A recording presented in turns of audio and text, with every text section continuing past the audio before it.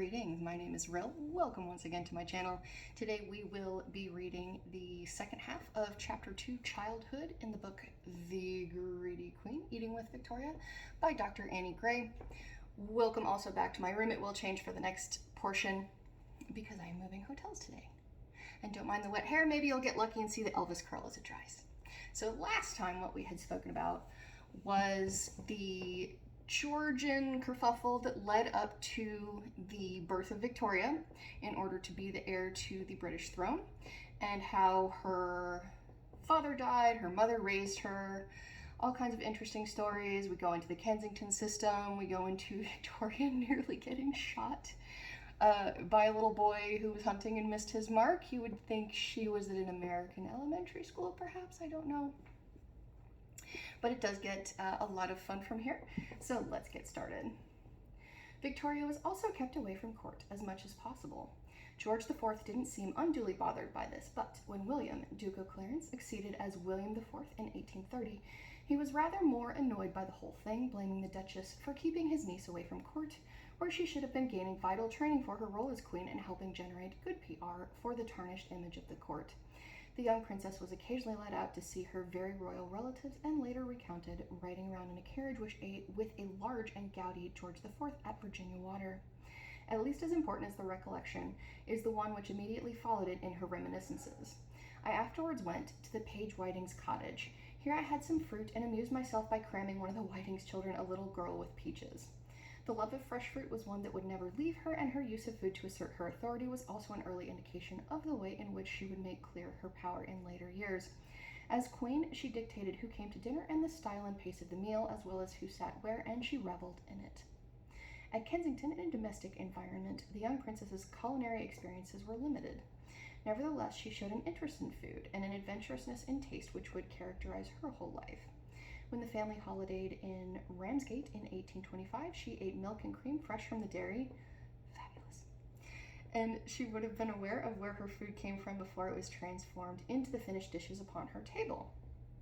Not far from the palace at Kensington were the royal kitchen gardens, with their pineapple and melon pits, as well as a peach house, mushroom house, and cucumber frames, and there was also an ice house in the grounds. As Victoria grew older, the Duchess recognized that if the princess wasn't at court, she still needed to be trained in how to behave as an adult, and, in keeping with the practice of the time, Victoria was sometimes allowed to join her mother for dinner as a proper participant. While not attending big dinners until her mid-teens, she was certainly present at family dinners. The Duchess Conroy and his family and a few select others would be a typical party. The food would have been significantly more muted than the complicated dishes served at the dinner parties, not least because the household remained chronically short of cash. However, training her in dining etiquette would have been absolutely vital. One of the primary functions of a monarch was to facilitate social relations between politicians of all nations, as well as within the ruling classes of Britain. That meant hosting dinners at which she had to be able to conduct herself with dignity and poise. Dinner was a key test of civility, and if she failed at that, she would fail at everything. Despite the Duchess of Kent and John Conroy's increasingly draconian attempts to discipline Victoria, and to curtail the opportunities she had to be exposed to outside influences, they could not keep her to themselves completely. As she grew older, the king and his ministers put pressure on the Kent household to bring Victoria to court. The constant whirl of drawing rooms, formal social occasions at which the king would be present and at which debutantes would come out, being presented to the king for the first time, dinners and balls at Windsor and Buckingham Palace meant that she had ample invitations.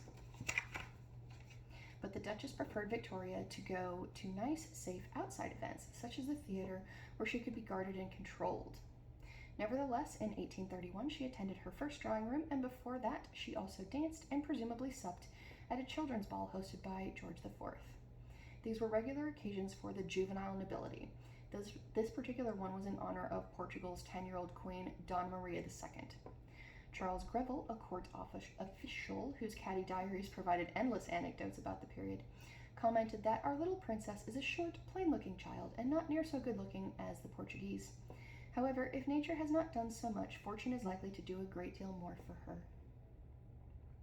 In contrast to these successful public appearances, the Duchess stopped Victoria attending William IV's coronation in 1831 after a spat about precedence. Victoria, fully aware of the jostling for position going on behind the scenes, was inconsolable. So I do love the fact that we have the 18th century equivalent of Perez Hilton giving us some commentary. That's always fun. In 1830, the Duchess and Conroy decided to ramp up the training of the Queen in Waiting. The king was relatively elderly. 3 of his brothers were already dead, and there was a reasonable chance that he would die before Victoria was 18. A very fine point. If that happened, the Duchess was fairly certain that she would be made regent. The other obvious choice was another of the hated royal brothers, the Duke of Cumberland, who was even dodgier than the rest, and it was unlikely that the government would accept him. She'd been a regent before for her son, Prince of Leiningen. She and Conroy now put all of their energies into establishing Victoria as a paragon of virtue and her mother as the closest companion, without whom she would falter and fail. If their wishes came true, Victoria would be on the throne, but the Duchess and Conroy would control her.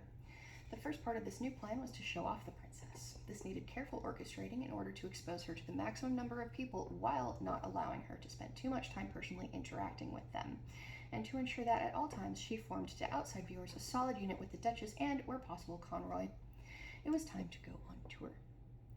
The royal progresses of 1830 to 35, as they've become known, were crucial in forging Victoria's early reputation, as well as in exposing her to a far greater range of food than she'd come across before. The first, which took in Stonehenge, Blenheim, and Kenilworth, was billed as merely showing Victoria the sights. Those of 1832, 1833, and 1835, along with the Holiday in Tunbridge Wells of 1834, were much more serious. From 1832 almost until her death, Victoria kept a daily journal. It was, of course, read by her mother, while she remained a princess, so it is rarely entirely honest, but as she grew in age and confidence, it became a sort of passive-aggressive form of communication with the Duchess and, for all its omissions and later edits, remains a unique document. It is quite clear from the beginning how important eating in public was, and how much the progresses were built around it. The party, which assorted hangers-on, servants, pets, and ponies in tow, sometimes overnighted at inns or hotels, but more often they stayed with members of the nobility. Even the inns would have put out a reasonable spread. They stayed at substantial places. The Bluebell in Barnby Moor had stabling for 120 horses and 60 postboys, while the Bull's Head in Meriden later became a manor house. They would almost certainly have employed male chefs capable of serving high-end food at the same time as having a more plebeian menu for the masses and servants. John Farley, proprietor of the London Tavern in Bishopsgate, published his London Art of Cookery at the end of the 18th century, cashing in on the fame of the eatery to sell his book, which purported to be the Book of the Pub. The recipes reflect exactly the same mid to high-end cookery that his customers would have experienced at home, and in fact are largely plagiarized from the same recipe books that his customers' cooks would have been cooking from. Tavern dining wasn't exactly private either, and on a number of occasions the royal family dined with the blinds up so that the general public could feast their eyes. Nice and creepy. At the various country houses at which they stayed, dinner was even more of a performance. Imagine that. Eee. Conroy took on the task of organizing the tours, and they quickly established a routine which maintained as far as possible regular hours and plain food. The royal highnesses would like to dine at 7. The princess might like to dine in her own room the first day with Baroness Lazen. The princess only eats plain roast mutton, but this depends on the Duchess finding her royal highness fatigued or not. Most days, no matter where they stayed, they stuck to the same pattern as they did at home. Breakfast around 8:30 or 9 a.m., lunch at 1 p.m., and dinner at 7 p.m. Unlike in Kensington, however, where Victoria only dined with her mother when there was no formal dinner party, she was expected to turn up and perform for at least one dinner at every place they stayed. She would have been used to the occasional dinner of a grand nature. She dined fairly regularly at Claremont, where Uncle Leopold employed a man cook, Mr. Hewitt, a confectioner of Germanic origins, Christian Steinhardt, and Hannah Persons, a coffee room woman, among others. The progress dinners were in totally different vein, though. Instead of being treated like a child, Victoria was now the guest of honor, under enormous and unlooked-for pressure to perform. All credit, therefore, to the Duchess that the various witnesses to the princess at dinner almost universally praised her behavior. She ate in a wide variety of locations, from yachts to marquets, and mayoral mansion houses to episcopal palaces, eating an endless procession of cold collations for lunch, surrounded by eager, predominantly male, local dignitaries. The regional newspapers usually lavished extravagant praise on the catering, and there's little doubt that the hitherto limited dietary choices of the princess were rapidly expanded, but it must quickly have become as monotonous as nursery food, especially with her mother and Conroy and the entirety of each town watching over her. In the journals, her relief when she wasn't on show and eating the best the local hostelry had to offer is palpable. We had a very nice luncheon in our carriage which consisted of sandwiches and wine and water. She was also given gifts of food, including Shrewsbury cakes, which were apparently gratefully received and which she ate immediately, sharing them with her mother. Eating is conspicuously absent from the early journals. It was an everyday activity, and the foods themselves were rarely worth singling out. Yet when she does mention it, it is with a gusto which suggests that restraint was hard won. Mutton was a particular weakness, and she took every opportunity to eat it. This rather gleeful journal entry from a trip on the Solent is typical. Poor Mamma began to be dreadfully sick soon after, which was a great pity and was a great drawback to my amusement. At about 1, I got some hot mutton chops, which were very nice. It was very rough sometimes, and poor Mamma suffered a great deal. Other specific food-based journal entries detail out-of-the-ordinary gastronomic experiences, and she was clearly adventurous when she could be.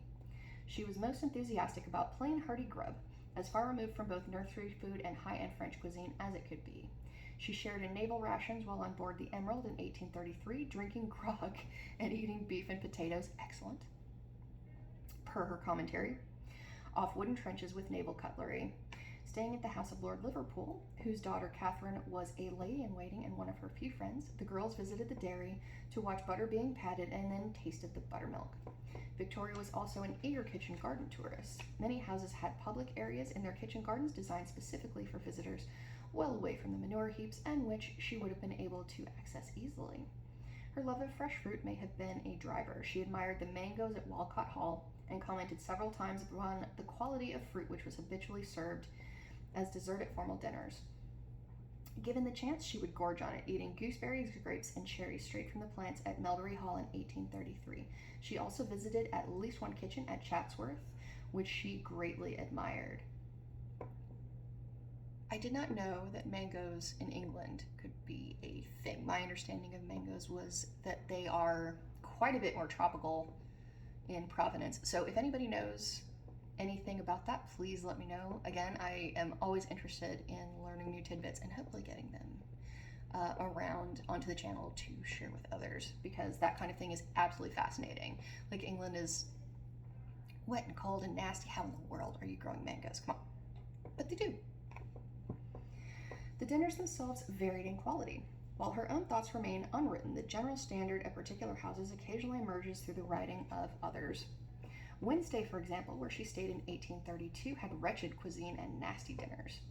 A need for diplomacy is probably another reason why Victoria's comments on her dining experiences tended towards admiration of the endless gold plate, statuary, and stained glass windows. Alternatively, she may not have been terribly discerning. She certainly suffered through the sudden change in dietary pace, which had swung from limited and light to generous and rich with nothing in between. As a frequent traveler can attest, the tummy does not like rapid and extreme changes of that nature. And I'm a lot older than a teenager. So the fact that she was experiencing that this young just kind of goes to explain a little bit more how extreme those changes must have been. Plus, she was not a huge fan of being on these progresses, so her stress level was undoubtedly quite high as well. It's hard at a distance to diagnose past medical issues. Here we are. But in her journals, she complained of headaches, sickness, fatigue, and loss of appetite, which occurred pretty regularly around the 16th through the 20th of nearly every month, and which were almost certainly period related. Some of her issues were of a more digestive nature. Dr. Mason, who treated her at Plasnewid, pronunciation, I have no idea, in 1832, kept a notebook in which he detailed his diagnoses and treatments. The result is a gloriously personal account of Victoria's erratic bowel movements. On some days she pooed only once and was treated with rhubarb pills for constipation, but on others she went 5 times, sometimes copiously. He noted, "I have reasons to suspect some irregularity of the diet," and prescribed tincture of cinnamon and soda carbonates. As Victoria became a more prominent public figure, the advice from well-meaning relatives came pouring in. Her defects were analyzed and remedies suggested. She was 5 feet 1 inches tall and seemed to have inherited her figure from her father's side of the family rather than her mother's. Uncle Leopold, now King of Belgium and married for the 2nd time, increased his undoubtedly affectionate but somewhat trying campaign to get Victoria to eat sensibly in the face of temptation and take more exercise, as well as rather unhelpfully suggesting that she should try to grow taller. Yeah, give me the secrets, Uncle Leopold. I'm not much taller than her, and I would love some extra inches. Thank you. He worried about her indigestion attacks. "I am very sorry to learn that you suffered from a bilious attack. I shall take the liberty of begging you not to eat too much at luncheon, or if you do and feel a great appetite at that hour, not to take violent exercise too soon after it. Nothing is so certain to derange the stomach. The dinner ought also, if the luncheon was considerable, to be somewhat modified. It is tiresome to attend to these matters, but at your time of life, health takes frequently the direction which it afterwards maintains. Adding a mildly bizarre postscript, the stomach is with us poor human creatures, often the cause of nearly all of the diseases which plague us. He was ahead of his time a bit, wasn't he? Seagulls are better off in that respect. They seem to have excellent stomachs and hardly ever to suffer from indigestion. I wonder how many princes got compared to seagulls on the regular. Victoria came back with a typically masterful, if rather pert, response. I wish you could come here for many reasons, but also to be an eyewitness of my extreme prudence in eating, which would astonish you. The poor seagulls are, however, not so happy as you imagine, for they have great enemies in the country people here who take pleasure in shooting them. She was a snark. Oh. Teenage commentary. I just love it.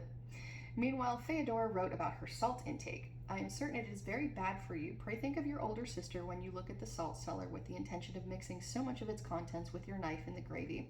You have a peculiar, quick, and expert way of doing it, sometimes in absence. There was no escape from the criticism, even if it was well meant.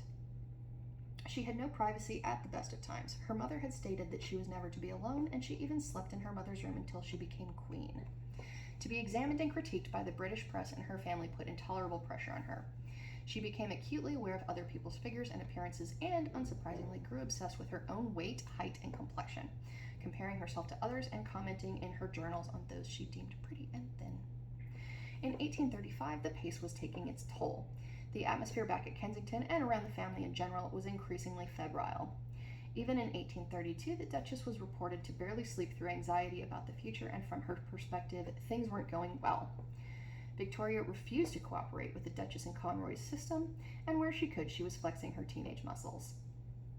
She wasn't as isolated as they wanted and kept getting outside advice, mainly from Leopold, but Leysin was also firmly on her side, which helped her to stand her ground when Conroy tried to get her to promise to appoint him to her household when she became queen. Behind closed doors, Victoria and her mother were anything other than a close unit, and she loathed Conroy and his family. When a progress around Yorkshire was proposed, she said she wouldn't go, and it took a mixture of threats and emotional blackmail to eventually drag her out. It would be very interesting to know more about the emotional blackmail. But unfortunately, we don't get any more details. In her journals for the trip, she was consistently sulky and emphasized how ill she felt. At York, she was well tired. At Wentworth, she could eat almost nothing. I felt so sick. And when the coach was unhitched so that cheering townspeople could pull it through King's Lynn themselves, she was incensed. That all-important positive public perception was undented, however. She was apparently highly animated at a ball for 300 people at Burleigh, and much pleased with her reception in King's Lynn.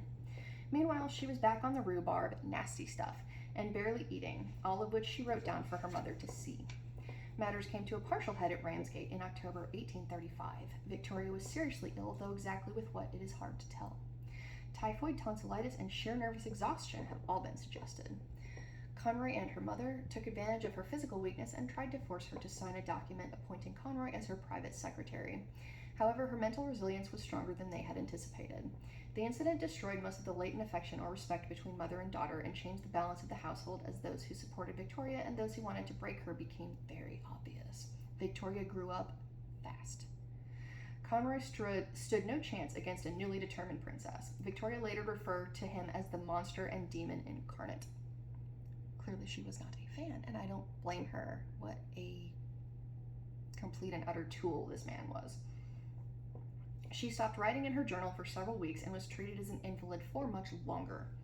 In the weeks after her recovery, her joy in eating was heightened to the degree that her usual restraint left her in the pages of her journal, and she listed all the items she was able to eat.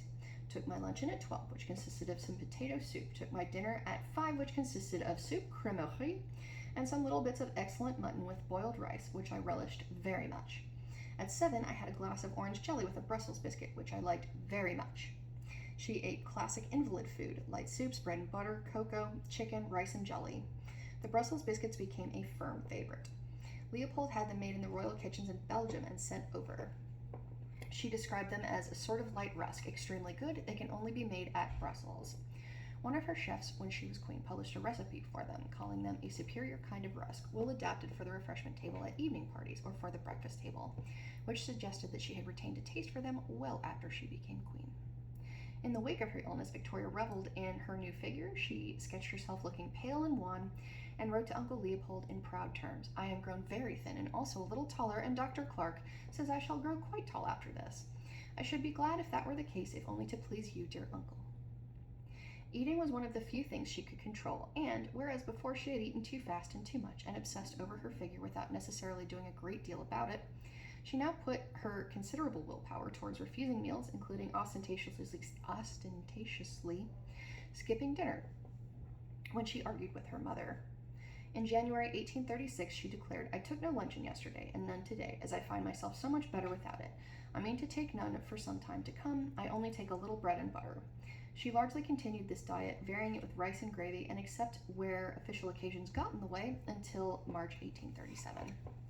The scare given to her family by her Malays focused their minds. There were a lot of different people with quite different interests swirling around Victoria, and as she celebrated her 17th birthday, she found herself entertaining a procession of eligible young men, invited or foisted upon her as potential marriage partners.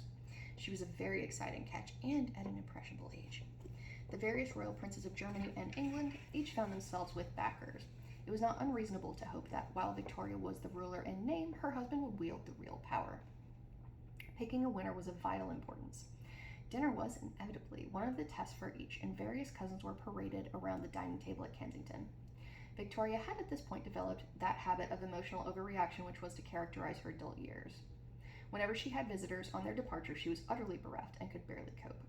Not that she got a lot of support. A typical response from Uncle Leopold showed off his sensitive side in reply to one of her overwrought letters. This, unfortunately, is the picture of life, all transitory except for the thirst for happiness and bliss, which seems to indicate that in some future state alone it can be quenched. Victoria was, perhaps, rather overdoing it, but she had a vested interest in making sure that her future partner was at least someone she could vaguely fancy. When the future prince consort, Albert of Saxe, Coburg, and Gotha, visited on her birthday itself, she was aware that he was the first choice for both Leopold and her mother. She set out to like him despite what seemed a rather huge gulf. This was a girl who firmly stated that she was fit for a great deal of dissipation, which unfortunately I have not had, and would dance all night if she could. Albert, who was at the time overweight and constantly beset by stomach problems, nearly fainted during her birthday dinner, missed several meals, and had to go to bed early. On his departure, he was taken in hand by those who favored him in the marital stakes and sent on a European tour in order to increase both his stamina and his worldly appeal to the sheltered but adventurous princess. So, Albert kind of had his own progresses in order to build him up to be appealing to the queen, which is very interesting. I wish we knew a little bit more about that as well.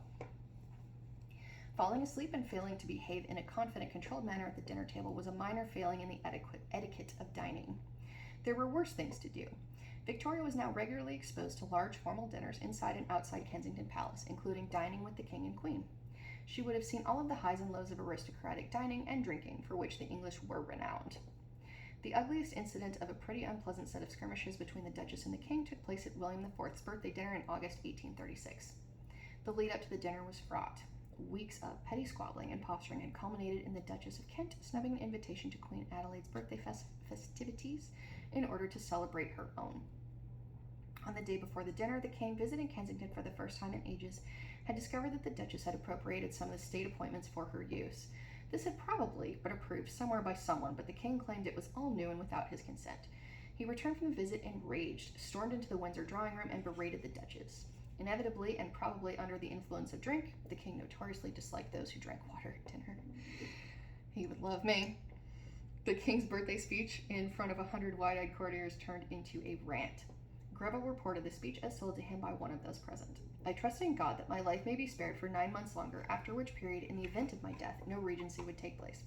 I should then have the satisfaction of leaving the royal authority to the personal exercise of that young lady," pointing to Victoria, "the heiress presumptive of the crown, and not in the hands of a person now near me who is surrounded by evil advisers and who is herself incompetent to act with propriety in the station in which she would be placed.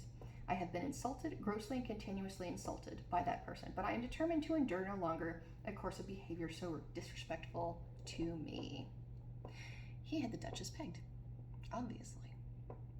She was popular. People didn't like her. She's not a very likable person, and doubly so, what with Conroy by her side all the time. It was strong stuff, delivered with what one guest dryly called singular tact. Opinion was firmly on his side in terms of the sentiment, but as Greville pointed out, such a gross and public insult offered to her at his own table, sitting by his side and in the presence of her daughter, admits of no excuse. Victoria, showing somewhat more tact, did not mention the incident in her journal at all. Victoria turned 18 in May of 1837, with celebratory banners across Kensington Palace and a state ball in her honor, and the king got his wish, though he was by now very ill. As the hungry princess waited in the wings, daily reports of his progress came to her at Kensington. The Royal Dining Ledger for June 1837 graphically illustrates William's decline through the food he was served. On 4th of June, he was present at Their Majesties' dinner, along with Queen Adelaide and the usual 30 or so guests. They ate hotchpotch, a type of meat soup, and red mullet, braised ham and chicken pasties, veal tendrons, mutton escalopes, leverets, asparagus, plover's eggs, and set creams, among many other things. Yet there were some telling dishes characteristic of invalid food: barley soup souffle and orange jelly. On the 5th, he dined alone on beef tea, lamb ribs, venison, braised capon, and roast fowl. His food became that prescribed for the very ill or just weaned, the same dishes Victoria had eaten at Ramsgate in November 1835, and further back when she was a toddler, consisting of an endless diet of beef tea, chicken broth, and chicken puree, with the occasional potted beef. On the 16th of June, the Archbishop of Canterbury came to say, listed at Her Majesty's dinner in preparation for King William's end and Queen Victoria's beginning. On the 17th, Victoria wrote in her journal that the news of the king is worse today, and on the 18th, the poor king, they say, can live but a few hours more. On the 19th, he ate beef tea, chicken broth, and chicken puree. By the end of the day, he was dead. The dining ledger for the 20th of June did not give menus for their majesties or even Her Majesty. Queen Adelaide was now a widow. The ledger simply listed much reduced menus for dinners at Windsor Castle. And that is the end of chapter 2. So the progresses are very interesting. I think it's absolutely fascinating that the king lived just a few weeks past her turning 18. Clearly he was extremely determined and quite in great dislike of the Duchess, as again so many folks were in this particular situation. Next chapter is called Dining Style, and so that's going to be probably a little bit more technical, but it'll still be a lot of fun if you, again, are into the foodie game along with me, so we will have a good time with that. I will talk to you soon. Thank you for joining me, and take care.